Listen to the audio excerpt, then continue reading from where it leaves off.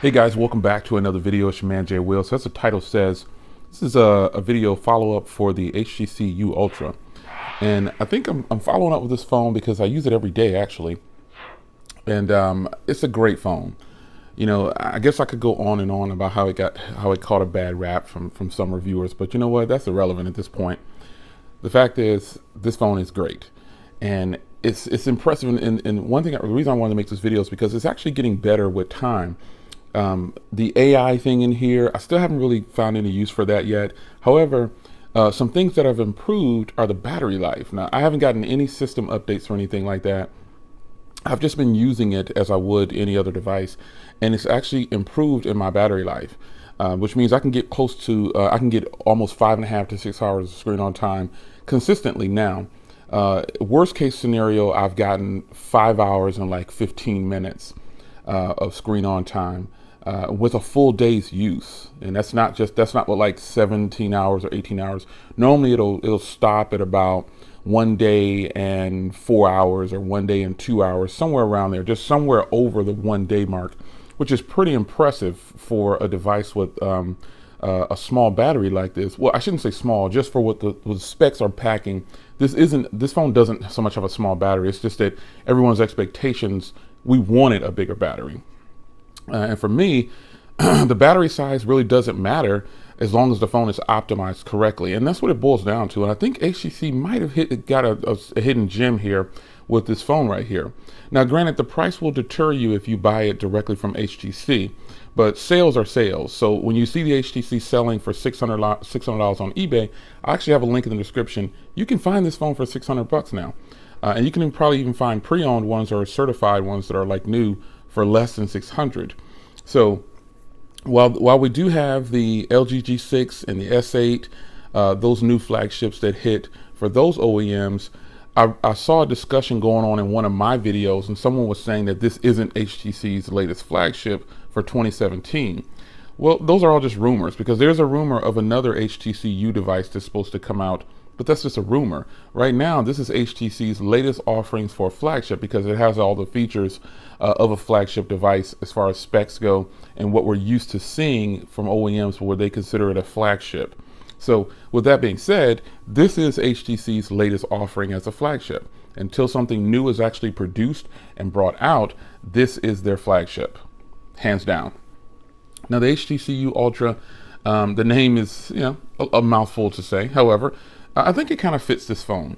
If you eliminate the price, and an argument that I've seen, and I posted it on Twitter too, the argument from a lot of people about this phone is it doesn't have wireless charging, it's not waterproof, it doesn't have a headphone jack, and it has a small battery. Oh, and the price. Those things right there are why people are saying this phone is a fail and a flop. But most of those comments are coming from people who don't have the phone. And that's a sad part, because this phone is actually really, really good. And the screen is very vibrant and beautiful. You can see kind of here looking through the viewfinder, I can see it too from the camera reflection. This is a great looking screen.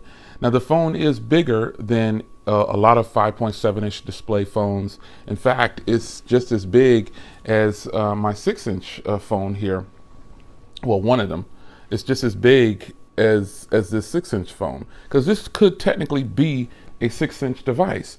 But we have that secondary display up there, which I hadn't found since when I first did the review on this phone. I first started using it. I didn't really find much use for it. And, you know, I put in a little effort. I tried to use it, but eventually I just start turning it off or switching it to my logo up there, Smartphone Conversations. Be sure to check smartphoneconversations.com. But I think that's, you know, the area up there is useful to a certain extent, because if I get notifications, I don't have to go into the application to respond. Now, this isn't something that's new to just this phone. It's just in this phone, it appears differently. It appears nice up there in a little section, and I can just hit the little arrow, do a drop down, reply, boom, and get back to what I'm doing. And it's convenient. I found that it to be convenient for that right there. And then I just like having my logo up there too. I think that's pretty cool. I don't have contacts and all that up there anymore. Because I find myself just going into it. Now, I posted a video about the S8 Plus being a little too narrow and too tall. And really all it is the thing is, it's just too narrow when you start to use other phones that are about the same size and height. It's a little too narrow. It's not uncomfortable to hold. It's just weird. And the S8 Plus will grow on me, but this phone right here is a big phone, but it's a comfortable phone for me because I have big hands. If I can use a phone like this comfortably, I can definitely use a phone like this comfortably. This is a very comfortable phone to hold because of the width. If this phone was narrower, it would seem weird. Just looking at it from the front here, it doesn't look like it has very big bezels on it or anything like that. The top and bottom have larger bezels, but the size on the screen, it actually looks pretty good. This screen is very vibrant. Some facts about this phone are I've already stated. It doesn't have wireless charging. For me, that's not a requirement. And for a lot of people, it's not a requirement. Those are just things that the industry has put in front of you and told you was a requirement. Because when we didn't have wireless charging, no one was really asking for it. And the fact is, wireless charging charges a lot slower than plugging in the phone.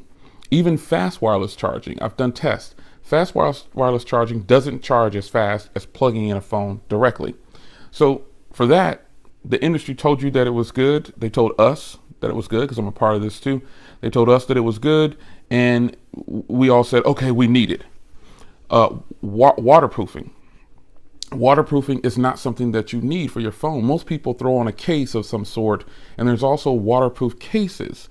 There's just things that about waterproofing I'm just not sold on. Phones that have it, yeah, I test them. I dunk them in water. They say it'll work. They show all the commercials and stuff, and then they say don't do it. Come on, this is like, oh, here's the keys to my car. You can hold on to them, but you can't drive it. Or here's the keys to my 700 horsepower car.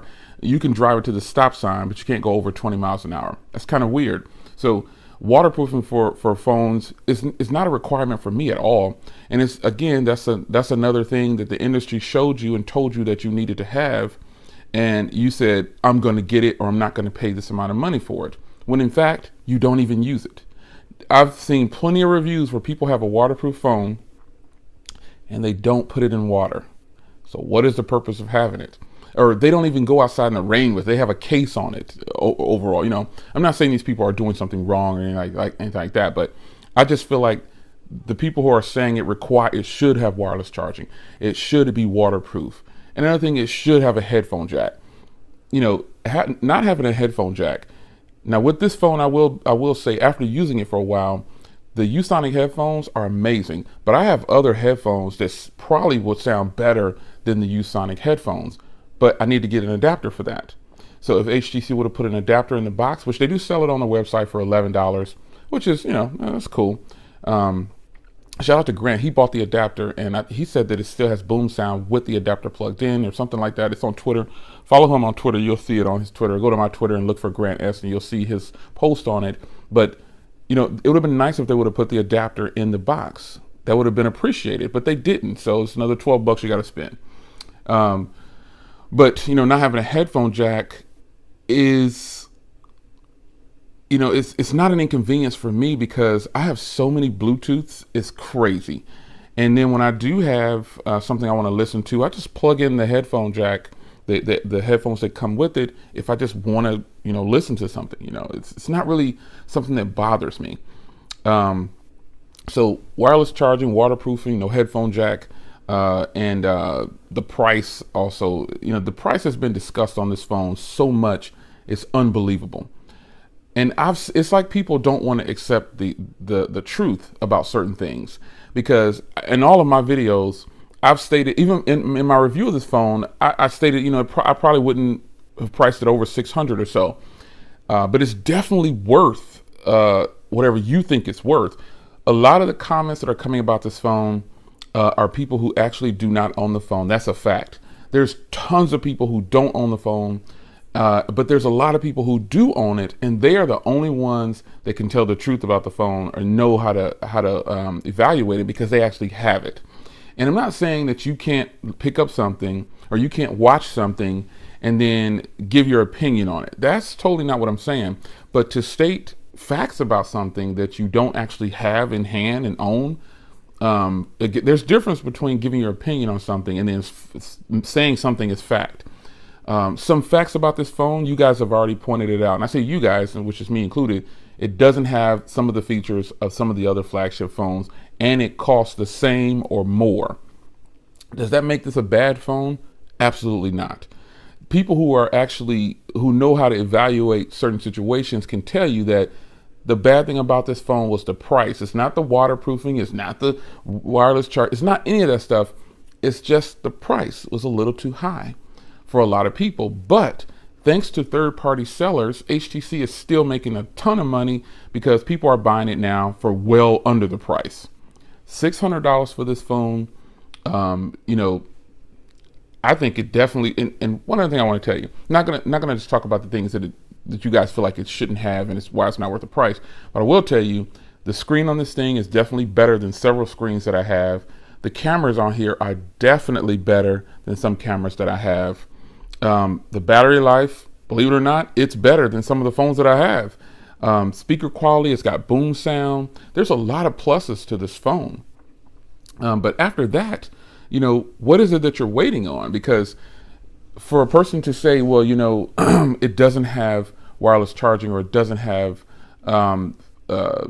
waterproofing, those things are not necessities. They're really not.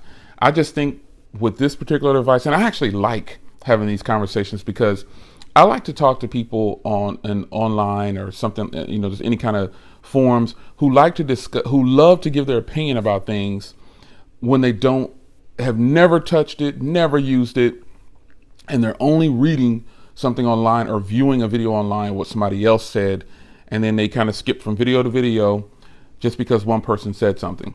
So that's not a knock on them, but I feel like the way the industry goes, because next HTC will be coming with a phone with all those features, then what will you say? They're going to price it the same at $800 or $750 or so. Then what will you say? They gave you all the features. Oh, they just didn't price it right. It's not priced right. You can't have it all, I guess, if you will. I've seen a bunch of positive reviews on this phone, and I've seen some balanced reviews. But again, reviews are so subjective. It's almost impossible to give an objective review. It's literally almost impossible.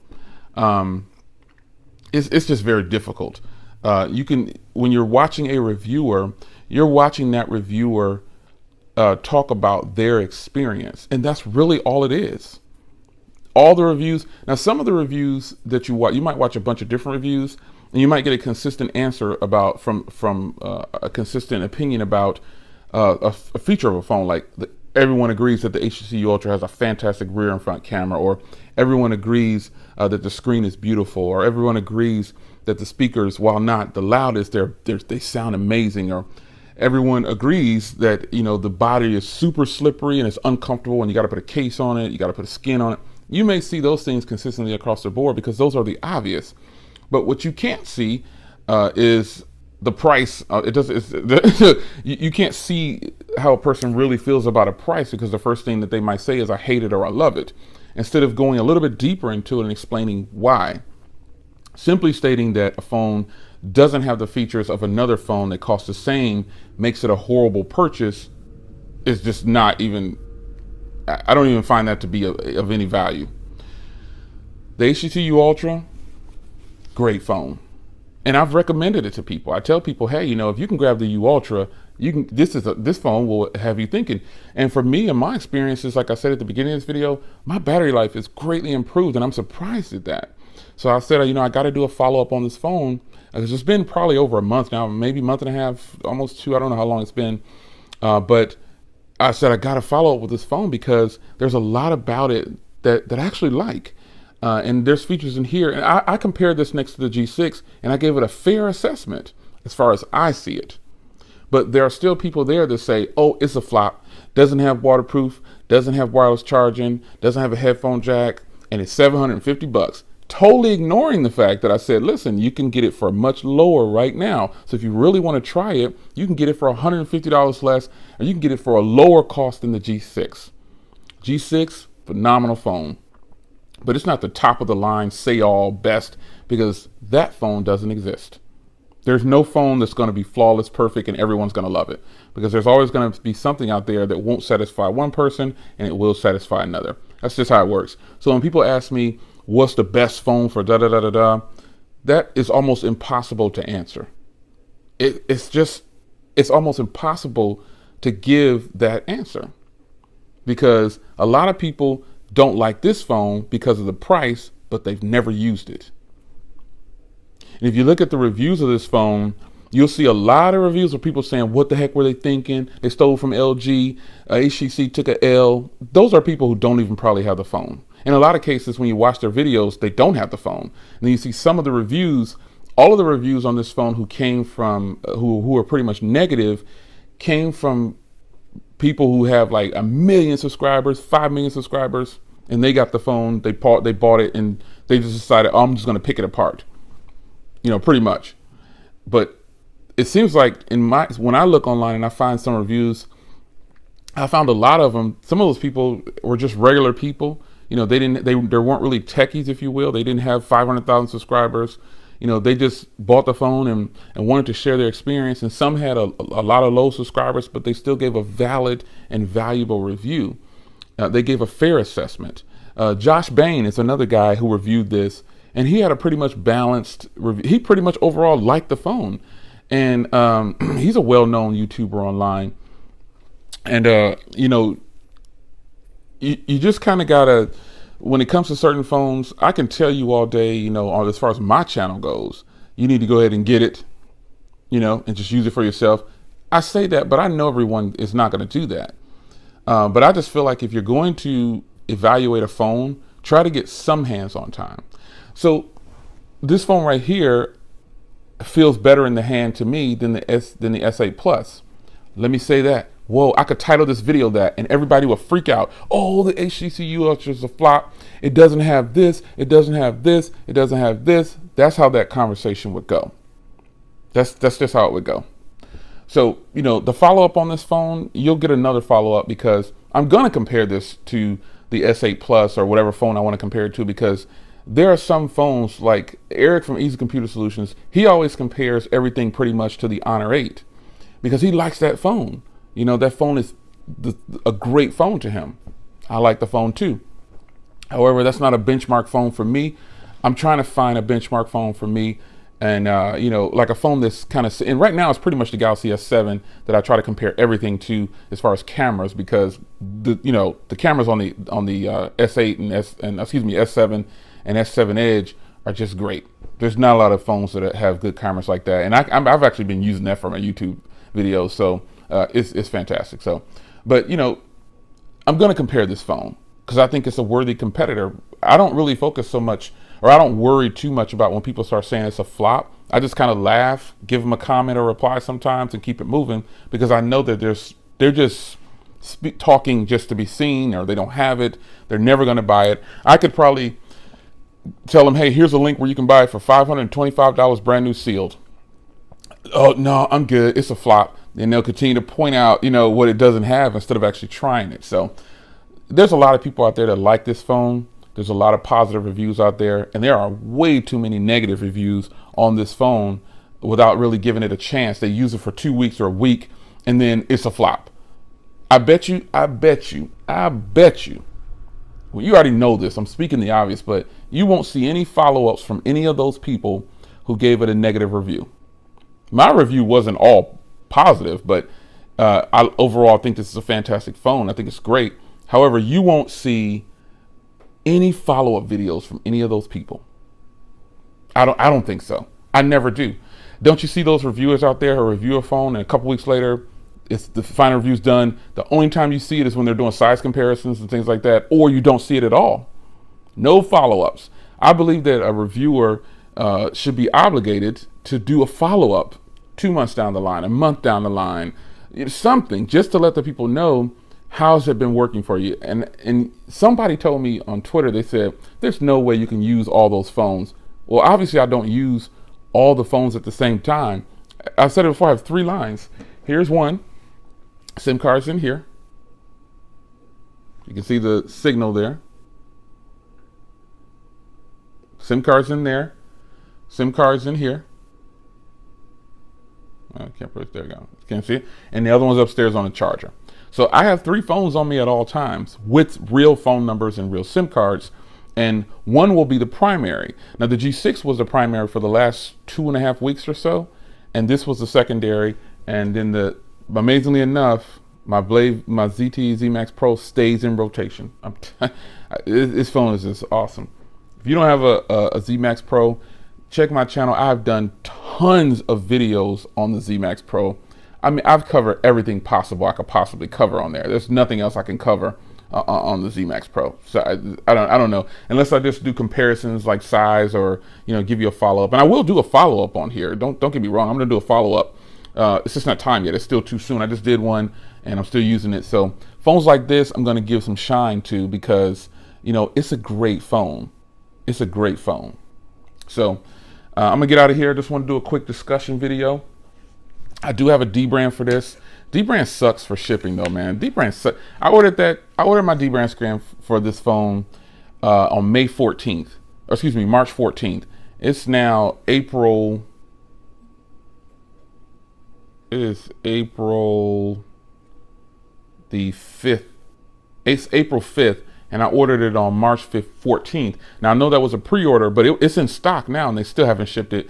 And they sent me some lame email talking about, well, it's processing, it's leaving our house in a couple of days. Whatever, man. Hopefully I'll have that soon. But follow-up video on the HTC U Ultra. I mean, this phone is good. Don't believe the hype.